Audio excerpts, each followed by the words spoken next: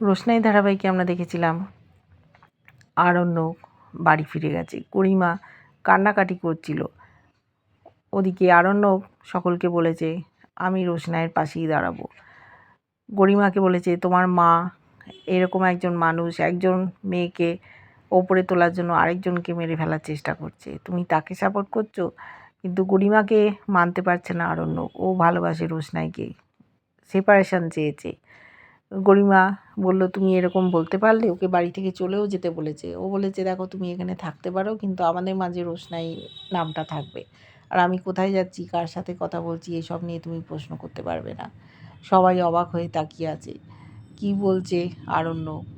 গরিমার সংসারটা ভেঙে ছারকার হয়ে গেল। ওদিকে রোশনাইয়ের কাছে গেছে আবার আরণ্যক, ওকে বলেছে তোমাকে আমি পাগলের মতো ভালোবাসি। রোশনাই বারবার প্রত্যাখ্যান করছে। এদিকে সুরঙ্গমা অঞ্জন প্রসাদের কাছে গেছে সাহায্য চাইতে। সুরঙ্গমা বুঝতে পারছে যে ও ফেঁসে যাচ্ছে। রোশনাই যে ওর মেয়ে এটা জানে অঞ্জন প্রসাদ, বারবার মারার চেষ্টা করেছে কিন্তু বেঁচে গেছে। অঞ্জন প্রসাদও ফেঁসে যেতে পারে সেই ভয় দেখাচ্ছে সুরঙ্গমা, কিন্তু অঞ্জন প্রসাদ বলেছে আমারটা আমি দেখে নেবো, তুমি তোমারটা দেখো।